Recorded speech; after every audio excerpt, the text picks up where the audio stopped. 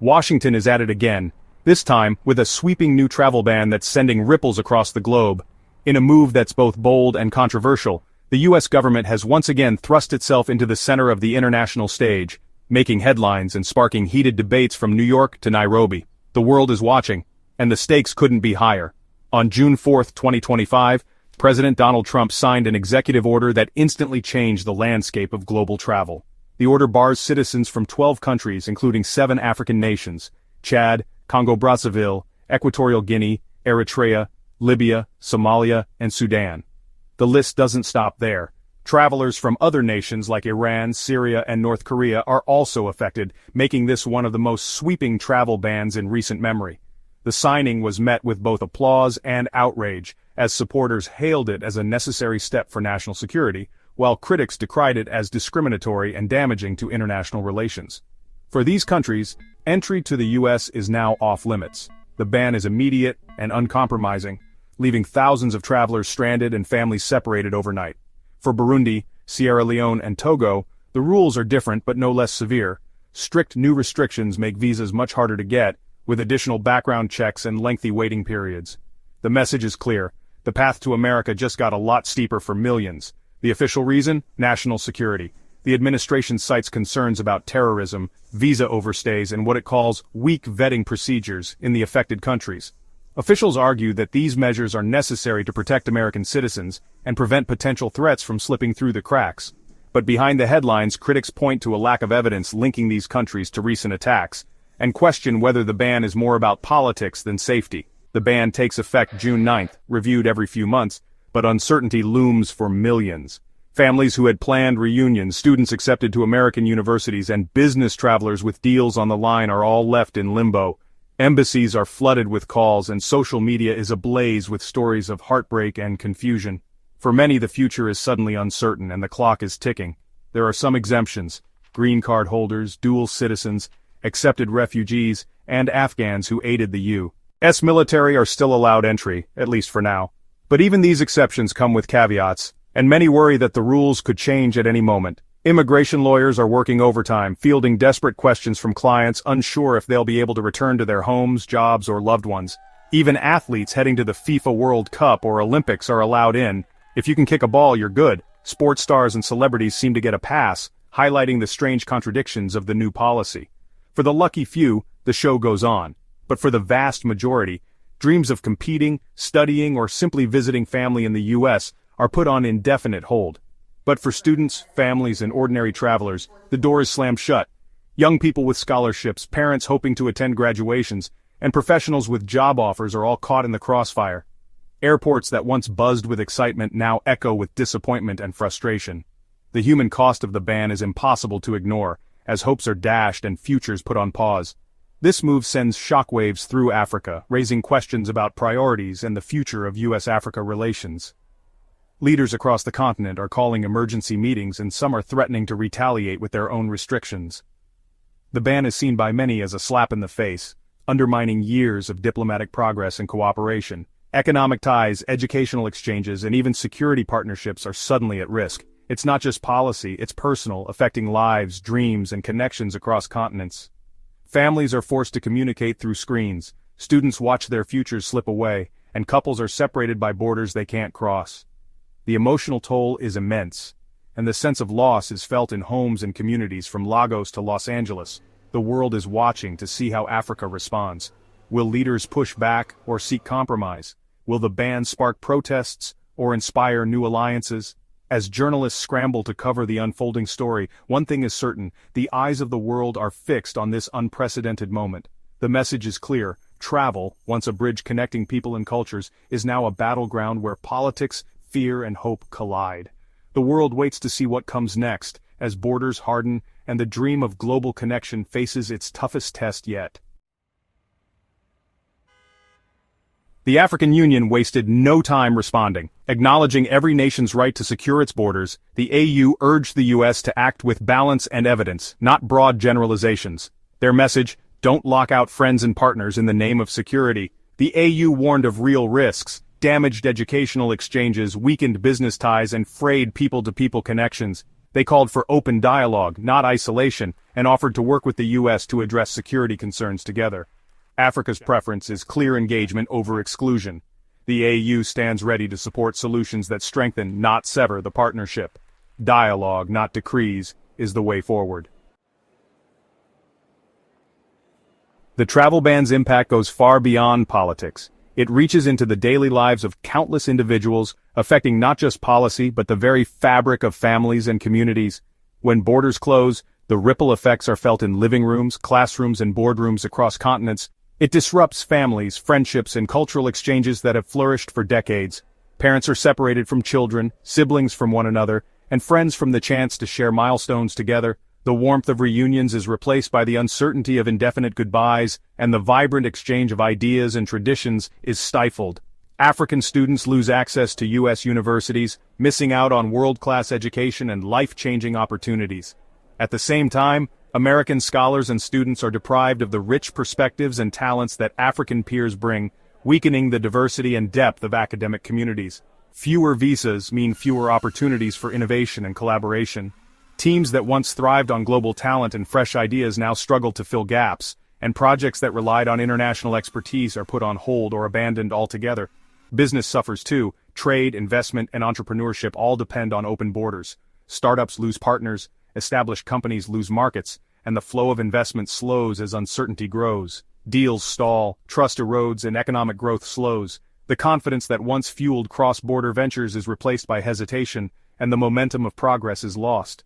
Diplomacy takes a hit, as restricted travel breeds mistrust and complicates cooperation on global issues.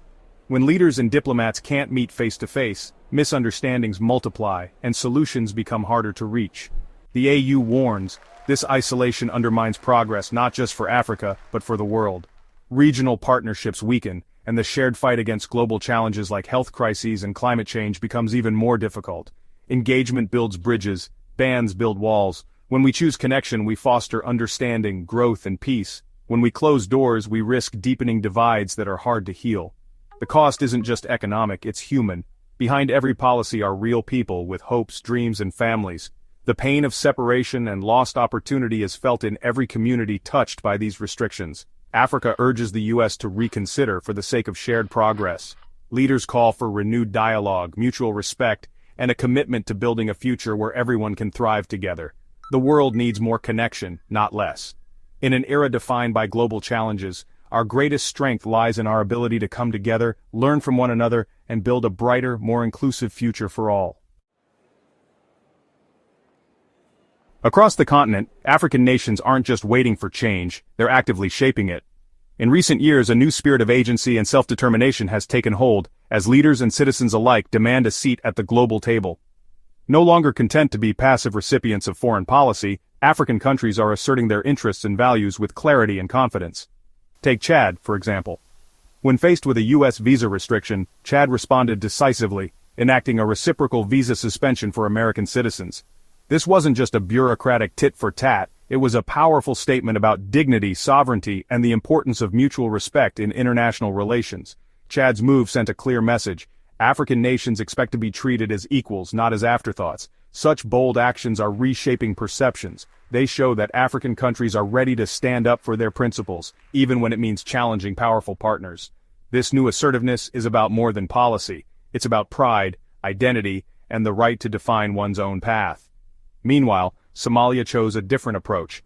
Rather than confrontation, Somali leaders opened the door to dialogue, expressing a willingness to collaborate with the U.S. to address shared security concerns.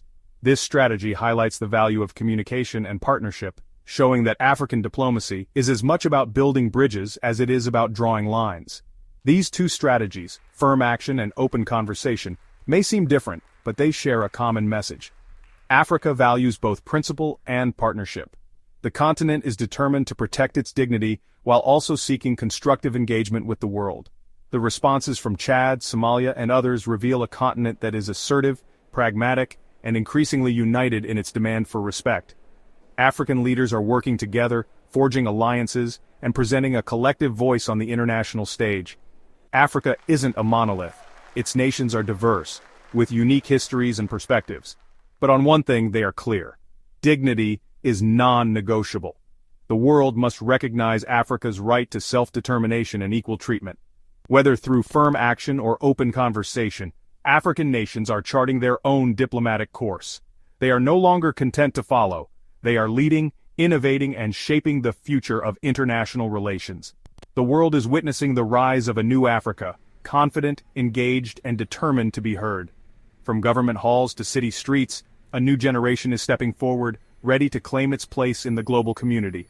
In this new era, respect and dialogue are the rules of engagement. Africa's voice is strong and its message is clear. Partnership must be built on dignity, equality, and mutual understanding. The AU's response reflects Africa's evolving diplomatic philosophy. Partnership, multilateralism, and mutual respect are at its core. Africa seeks equal footing in global affairs, not handouts or imposed solutions. The AU champions dialogue and evidence-based policy, pushing for decisions that consider real impacts on people and partnerships. Multilateralism matters. Africa prefers collective action and negotiated solutions, not unilateral decrees. Mutual respect is non-negotiable. Africa expects to be treated as a partner, not a problem. The travel ban is a test of these principles. Africa's answer: engage, consult, and respect each other's sovereignty. The AU's stance on the travel ban fits its growing global influence. Africa is no longer a bystander, it's shaping international policy. The AU pushes for UN Security Council reform, demanding a real voice in global decisions. Recent diplomatic wins like DRC and Liberia joining the Security Council show Africa's rising clout. The AU builds consensus, supports member states, and champions African interests worldwide. Internally, leaders like Kenya's President Ruto drive institutional reform, making the AU more effective. Africa's proactive diplomacy is about more than reaction, it's about setting the agenda. The continent is ready to lead, not just follow. At the heart of Africa's strategy is Agenda 2063, a bold vision for unity, prosperity, and peace. Launched in 2013, it's a roadmap for economic growth, good governance, and social transformation.